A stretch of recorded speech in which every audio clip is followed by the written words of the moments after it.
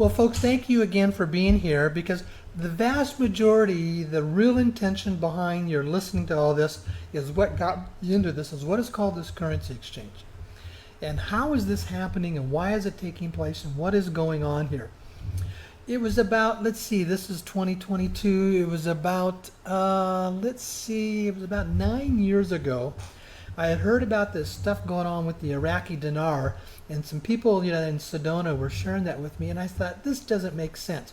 Where in the world is Iraq going to get scores of billions of dollars to pay for this? And then they started talking about what was called, the oil credit contracts. And I said, well, okay, well, that could make some sense. So I started looking into it, and I started doing my investigation, and I started watching the comments that were coming out on dinar recaps, primarily from this guy called TNT Tony. And he said that there was going to be an exchange. Now, if you have to understand the background and the history of which allows this to happen, it's very common that when a war takes place, what is called the dominant forces, i.e. those under the alliance with the United Nations, they will take the currency of the opposing country and they will devalue it. When Saddam Hussein invaded Kuwait, Kuwait's currency was one of the most valuable currencies in the world, and it was valued, I think it was at something like $3.45 for a Kuwaiti dinar against a US $1. When Saddam Hussein went in and took over Kuwait, he raided their banks, and he was going to get all of this Kuwaiti dinar, and supposedly he was going to use all of that money to buy more armaments, tanks, missiles, etc., more firepower, for this war that was going on, Iraq against, Kuwait. Well, at that point in time, then the United Nations came in and they devalued the Kuwaiti dinar from 345 down to a nickel. Now, and that's where it stayed. And remember, that short war was only a very short war. It was only about 4 to 5 months long.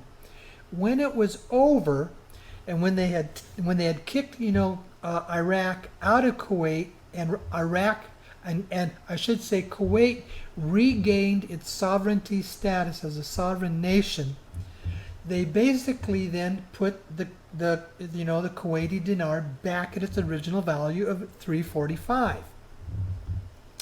Well, there was word of this, that was going to happen, but to be able to take advantage of it, you had to know about it in advance. And obviously there was government insiders, military insiders, and others who knew about this, so that when it was at 5 cents, they went out and they literally bought millions and millions of Kuwaiti dinar. There were some military, regular enlisted military people that were stationed in Iraq and Kuwait. They heard about this, and then they went and bought some of that. So when it was revalued, when it went from a nickel back up to the 345, these guys became overnight millionaires. Now, it was many years ago. I actually had a guy on my radio program. He said he was stationed in Kuwait, and he was able to take advantage of that. That's the background and the history about all this currency exchange stuff. So there's all kinds of stories going on that it's going to happen again, and that the Iraqi dinar is going to be revalued, and then also there's the Zimbabwe dollars and the Vietnamese dong. But I come back and I say, okay, when the United States took over Iraq, they completely redid their currencies. The old Iraqi dinar used to be on par value with the US dollars. And then they went where they had this 25,000 Iraqi dinar note. And supposedly is that the people are believing that at a 25,000 note it's going to get revalued at $3.40. If that's the case, then where in the world is Iraq getting the scores of billions, if not over $1 trillion to pay for that? And do you think they're just going to give away $1 trillion out of the goodness of their heart to all of these people who have bought this dinar? No, that stuff is absolutely crazy, folks. But the rumor world just goes and goes and goes and goes. Now, but there is some other stuff that's going on behind the scenes. And folks, I've done my homework on this. I've been involved in this now for over 8 years. The last thing I wanted to do was be involved in something that wasn't going to be real, wasn't going to be reliable, and was only a bunch of stories and had absolutely no tangible evidence to back it up. But I stayed with this. And the longer I stayed with it, going back, to 8 or years ago or so, I kept learning a lot about this. And I started then learning about what was going on with the Zimbabwe dollar and also with what was, not only the Iraqi dinar, but also what was, the Vietnamese dong. And I started talking about this on my radio program that I started in October of 2013. And within about 3 or 4 months, I was talking about, I said the only place that I know that had the money that could pay for this type of a thing was with this group that I had become aware of called the Dragon families that were based out of Hong Kong in China. Supposedly they had this unlimited amount of gold and massive wealth, and I thought they're the only ones that have that kind of money. So the next thing you know, I'm talking about the Dragon families. And after about 4 or 5 months, I get this email. And it said, you've been talking about this organization, this group called the Dragon families on your radio programs, and there's a man called the ambassador to the Red Dragon that is a part of the Dragon families, and he would like to talk to you. I thought, wow, okay. So we did some emails back and forth, and then we started conversing and having discussions back and forth on Skype. He lives in Europe, the ambassador. And we would talk 2 or 3 times a week, and he started saying, there is validity to what you're saying, but very, very, very few people know about it because it has never gone public. He says, I am a member of the Dragon family. I'm aware of who they are and what they have. And then he started going on and giving me the history and the background of the Dragon family, of who they are and where they have come from and why they have the wealth that they have and where this gold is. So we did this for a number of months. And then as this began to evolve, I was talking with him and I says, well, is it possible for me to go to Hong Kong and meet the man that you talk about that is known as the Red Dragon? He said, yes. So in December of 2014, I made my first trip to Hong Kong and I met with a man called the Red Dragon. He's a member of the Dragon family. He has the family number. He understands and knows who he is. He understands his position. He started verifying everything that I was saying. He said, yes, we are aware of what you have been saying. In fact, we've been listening to your radio programs. So we've done our background information research on you to make sure that you're legitimate and that you're, that you can be trusted in what you're saying. And you're very close to being accurate in what you're saying. Yes, we do have this massive amount of gold that has been kept very quiet. It's never been released out into the public. And when we acquired this centuries, if not millennia ago, we have always been told that this is not ours. This belongs to humanity to be released at the right, appropriate time. Now, over the years, I've come to understand there's about 128 different clans of the Dragon families. The vast majority of them are what are called benevolent. They're basically you would put into the white hat status. There's a small percentage of them that went black hat. Now, they're not all under the same control, and some of them are just like nothing more than distant cousins to each other, and they don't all have this money. But it's the leadership at the top, what is called the Council of Elders, that run and control this. The man I talked to is the Red Dragon. Yes, he has the ability to ask and request to have an appointment to go meet with the Council of Elders. And all I know is that they do meet in Hong Kong, and it's best that I don't say anything more about that. That's what kept me involved in working on this. And that's when I heard about the currency exchange. And I saw these 3 currencies, and this was what I called, this was legitimate, verifiable information that was coming from the Dragon families, that This money they had belongs to humanity and is to be released at the right appropriate time, and we are now at that season. Now, the background and the history, I'm only going to say this briefly because otherwise it would take me too long to go into all the details about this. This comes back to understanding the history of the ET race known as the Anunnaki. They came here thousands and thousands of years ago to Earth to mine the gold, to take the gold back home to their home planet that they needed there because their atmosphere was deteriorating. And there is an energy substance within the physics of gold that what it does is that when they would take this gold and they would grind it up into a very fine powder and they would throw it out into their atmosphere, that it basically causes a reflection of, the different solar activity that is there, and it's like it puts a blanket over their planet and protects their planet. And so that's what they needed this for. When they were pretty much done with mining the gold, and this comes right out of the ancient Sumerian tablets, it says that they had heard what was called a decree, a command from what we would call Source or God, saying that they were basically to take all of their leftover gold and give it to the dragon families. They were to create these royal bloodline families that would oversee and rule the humans until the right appointed time. And that's who the dragon families are. They are the combinations of these royal bloodline families going back thousands of years. And my understanding was a lot of this gold that they had was leftover gold from the Anunnaki mining days. Now that's another subject because they are absolutely so far advanced in their ability to mine gold in contrast to what we do. Then this continued to progress and continue to go on. And I began to become acquainted with other people that are very deeply involved in this whole currency exchange process. And I continued to quietly basically to bring in people.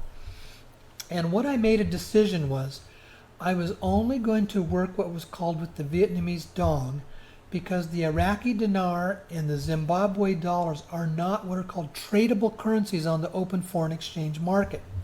So if I take the currencies in and receive it from people, if all of this was to fall apart, I could give it back to them and then they could take it to a bank and get their money back.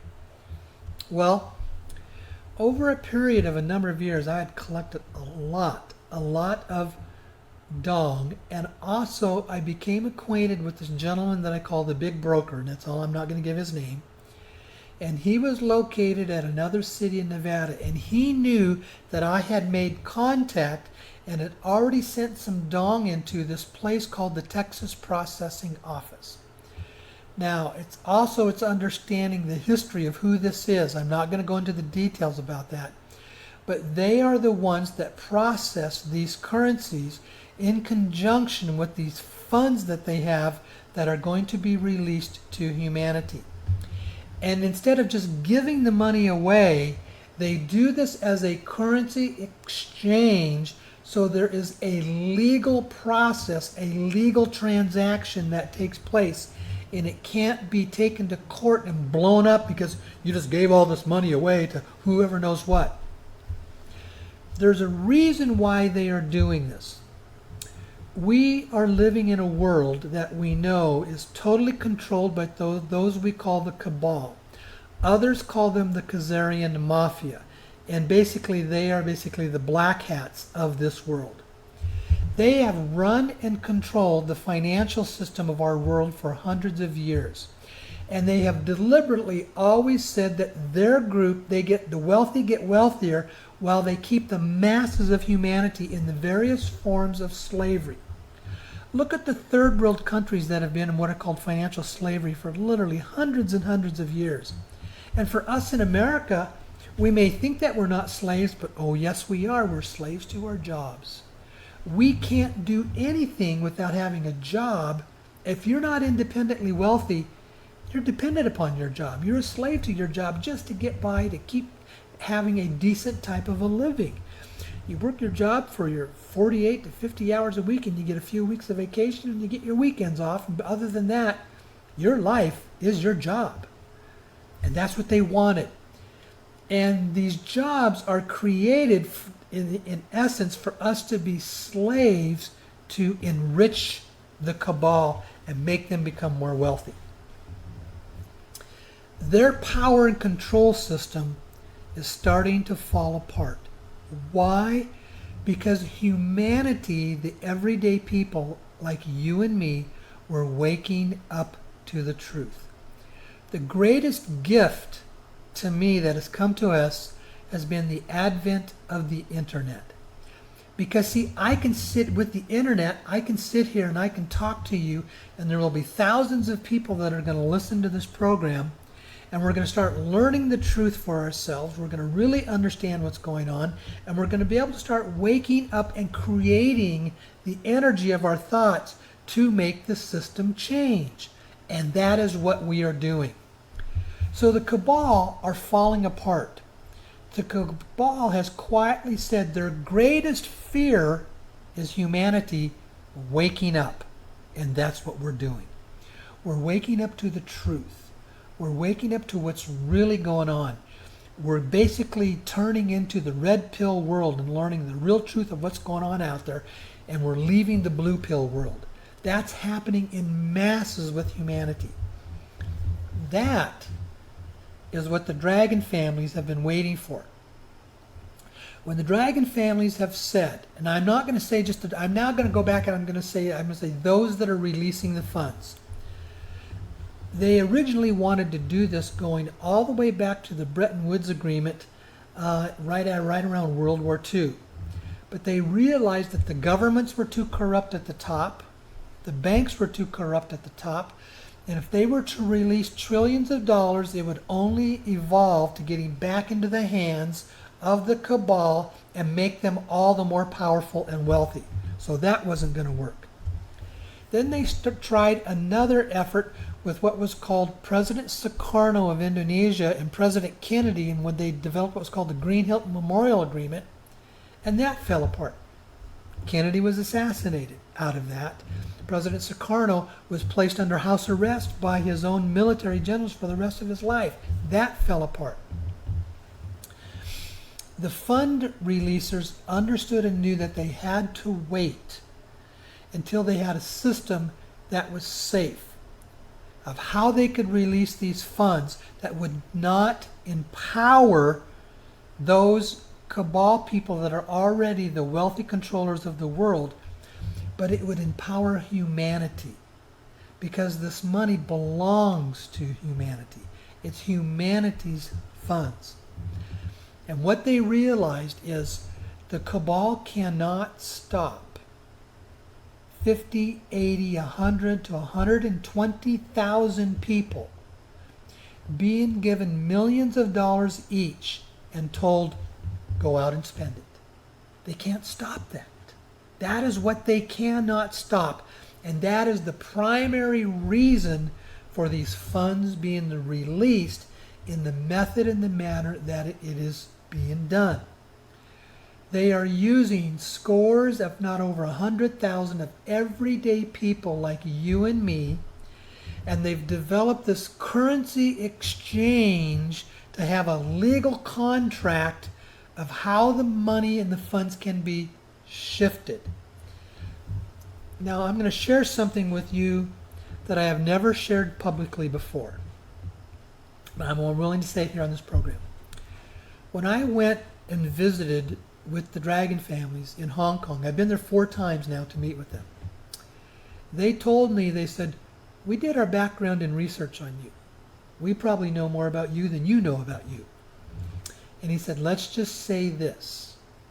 You are in the bloodline of the family. Now, we're not going to say you're a dragon family member because you're not that high, but you're way, way down, but you are in our family's bloodline. We did our research. We researched your genealogy.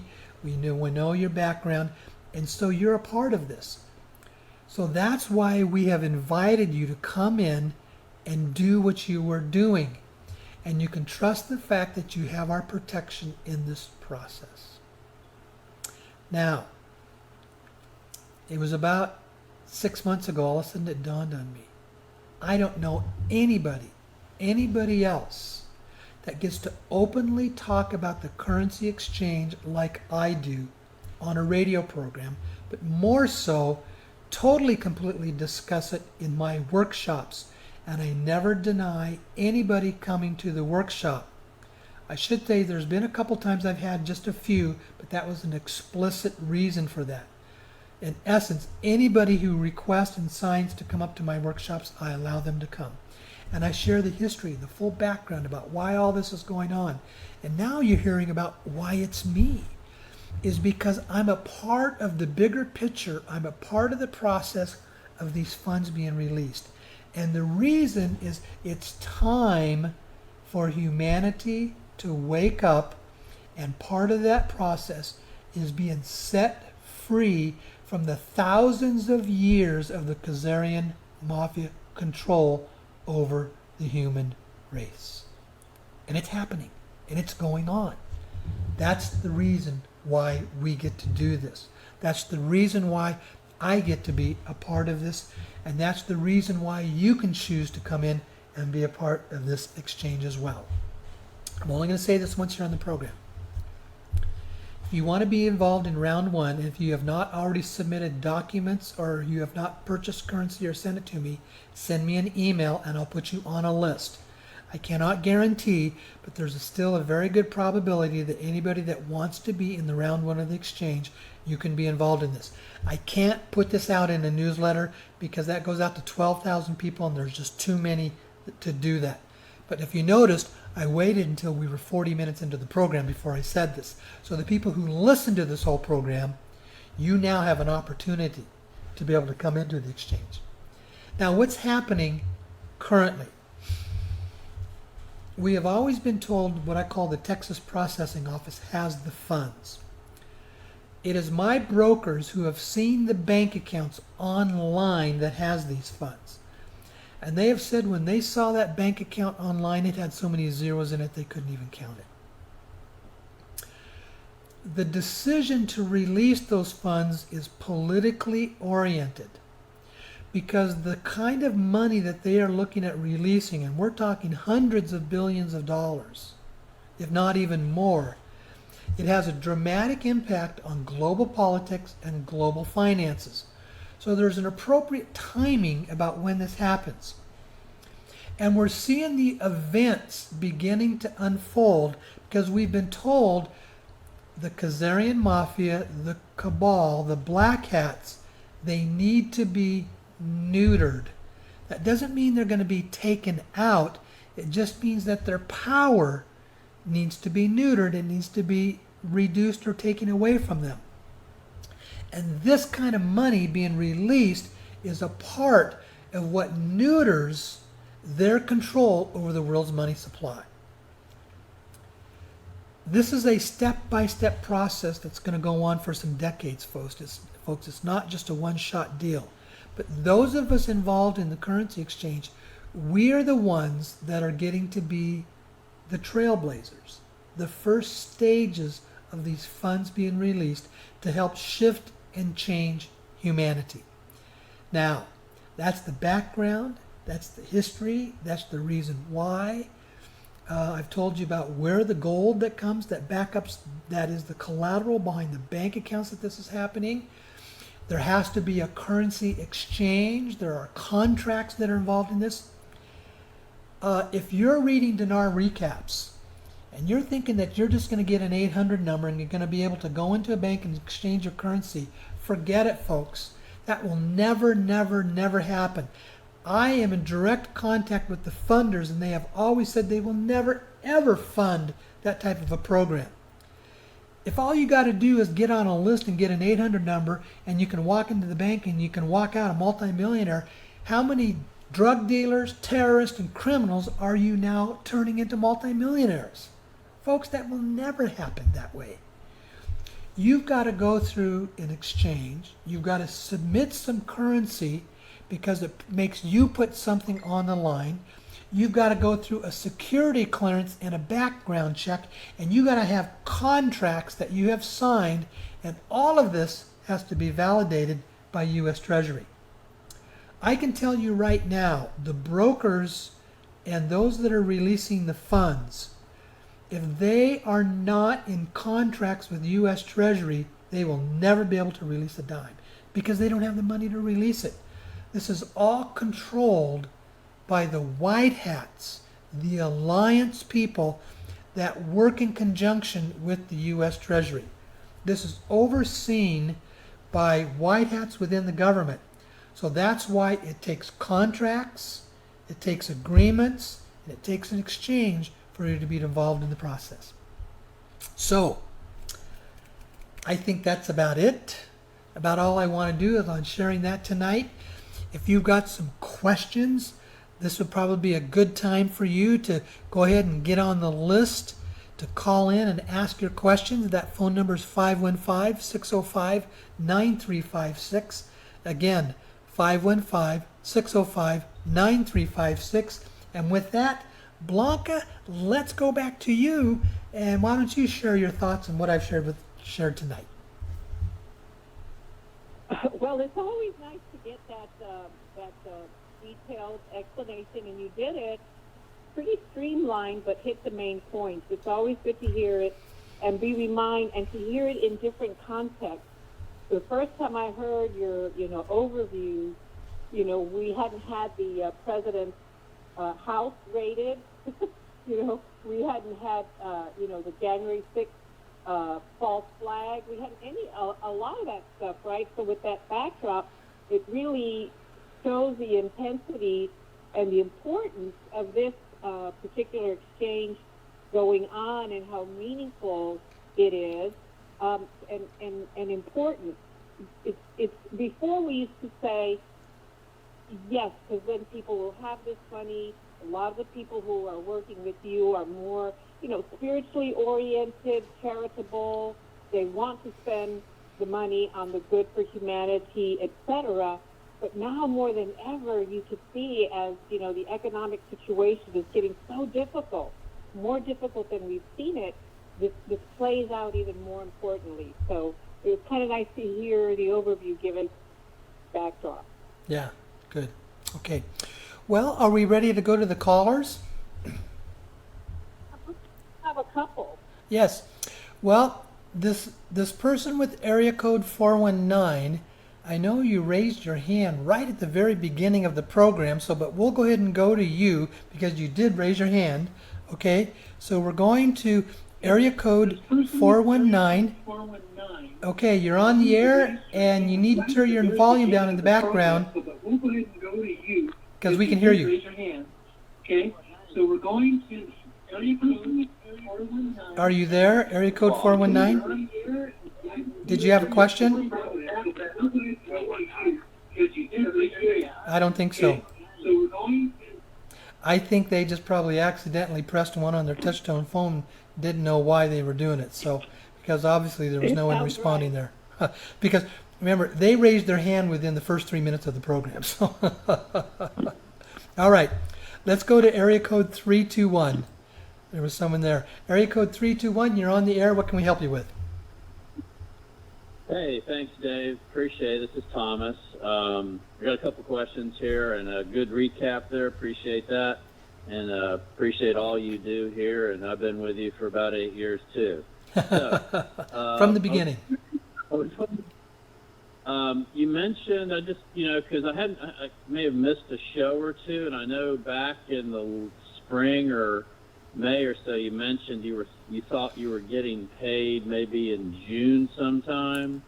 I was wondering, has that ever happened for you, or no, it didn't. No. Okay. I know a few times you mentioned on your emails you had like some good news in Norway and some other reference to good news, but I really haven't been able to catch anything. I mean, is there anything new with, I guess, in regards to the current state of affairs so far? There's nothing new in the timing, because what happens is, we get some of those updates, but we have absolutely no guarantee about it. And sometimes there's stuff going on behind the scenes that we don't know, and that's what continues to delay those things. I do know we are told there's a step process in the funds being released, and it's what's called the very small brokers are going first, and I think they're doing that because they want to allow that to go out to test the system and see where the attacks are going to come from. Because you have to remember, there's black hats out there that do not want us doing this. They would love to shut this down if they could, because this is a direct threat to the Khazarian mafia power and control systems, and they would love to shut us down if they could. So, yeah. So, okay. Gotcha on that. Yeah, but no, there is no new updates on the timing. Hold on just a second. There's a person on Facebook that said, "What's the number?"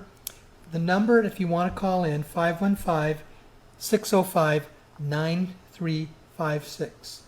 515-605-9356. Okay. So, anything else, Thomas? No, that's it. Thanks for that, Dave. Appreciate it. Okay, alrighty. Thanks a lot. Have a good evening. Okay, we're going to give just a little bit more. I don't see anybody else on there. Do you? No, I don't. Yeah, I That don't. one that was on there from the beginning. There was an accident, obviously. Yeah, And but then Thomas. there's been a person that said that they wanted me to give the number out, and I gave the number out. And okay, here's somebody that came in. It's all ones, which means they're probably coming in through Skype, but it's listed as area code 111. So we'll still go to that person. Okay, we're coming up Dave. here. Okay, you're on the air. What can we help you with? Yeah, Dave, can you hear me? Yes. Yes. What is your understanding of the parameters with the Zim? How is that going to be used to understand the UPAL? Depends on what Zim. There has right. Well, first of all, remember you got to have a legitimate buyer. Okay. Now we just had a recent opportunity, and it was very, very, very limited to bring in some Zim notes, and I could not go public with that. I was not allowed to. But on the general scale, if you're holding Zim, you got to have a buyer. And I don't know anybody out there right now that is basically generally buying the Zim unless you have it in boxes, sealed boxes. There is what I am aware of what is called the legitimate Zim buyer is based out of Miami. He's not buying any loose Zim, none at all.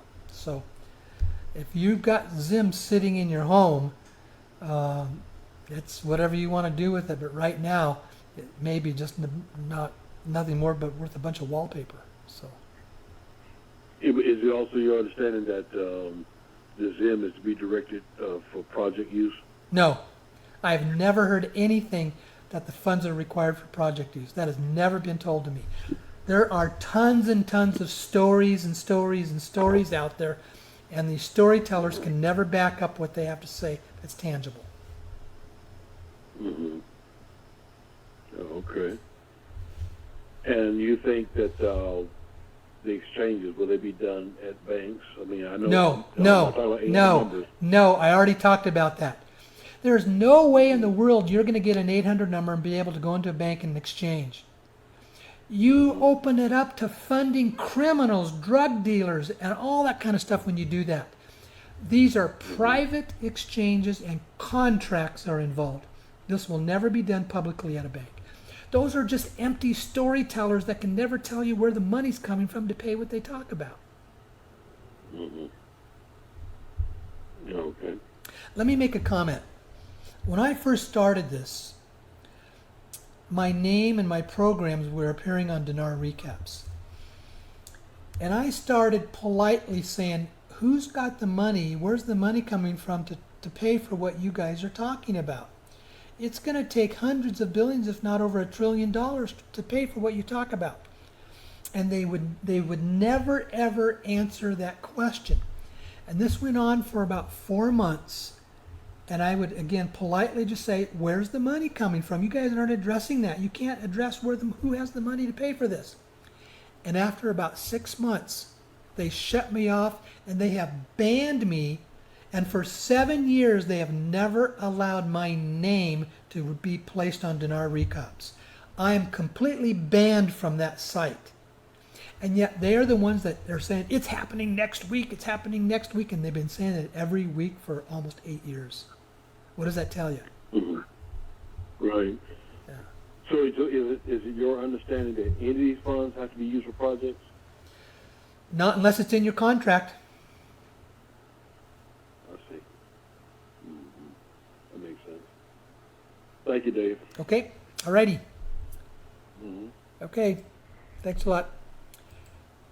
Alrighty, well, Blanca, I don't see anybody else, do you? Nope, I don't either. Anything else? Any comments you would like to make before we finish up here tonight? No, I think you did a very good job of covering. Of course, you laid a bombshell on us that we hadn't heard before, so that's that's interesting. What was that? Well, and you said that you hadn't shared it before. But Yeah. But that's, you know. Why I they're thought that was, well. why they're allowing me to do this? Yeah. Well, when you said that that you were in the bloodline. Yes. Yeah. That Because was- see, that it's the was dragon. new information. You see, I don't know anybody else that gets to talk about this openly on a radio program like I do. I don't know anybody in the world that does that. I don't know anybody in the world that gets to conduct the workshops like I do. Nobody. You would think there would be all kinds of people. I mean, there's people out there telling stories and doing stuff, but they're just storytellers. They can never back up what they say. But more than that, I always say, follow the money, follow the money, follow the money. They can never tell you who's got the $1 trillion+ to pay for what they talk about. Because they have no idea. They're just storytellers. That's very true. You've been consistent with what your aim was about the currency exchange. As your understanding of the situation, you would clarify. So it from my experience, I never felt that you were trying to make up stories or embellish things.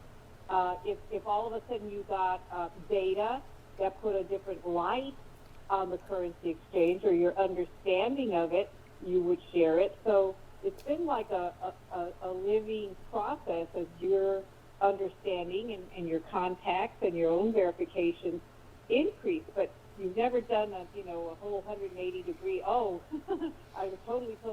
So, no, it's been consistent. And Ones, which additionally, means they're probably the, I'm sorry, go go ahead. ahead. No, go ahead. No, I was going to say, I think we're kind of a lapse is we're stepping on each other. I don't mean to do it on purpose, sorry. But the other thing, your observation about you being able to do this for the many years that you've been doing it and having your workshops all over the nation and even the globe, and you've been able to do so freely. To me, I always thought there was some sort of protection. Of course, people will say the higher source and your creator, of course. But still, given the nature of what you're sharing, you would say, this is kind of interesting that he's able to do this for so many years in such an open fashion. So those things line up. It's something you have to take note of, yes. Yeah. Okay, are we ready to call it an evening? I think so. I think so too. Let's see if I can get the jingle to go here. There it is. Okay, thanks folks. We'll see you next week. Okay, bye.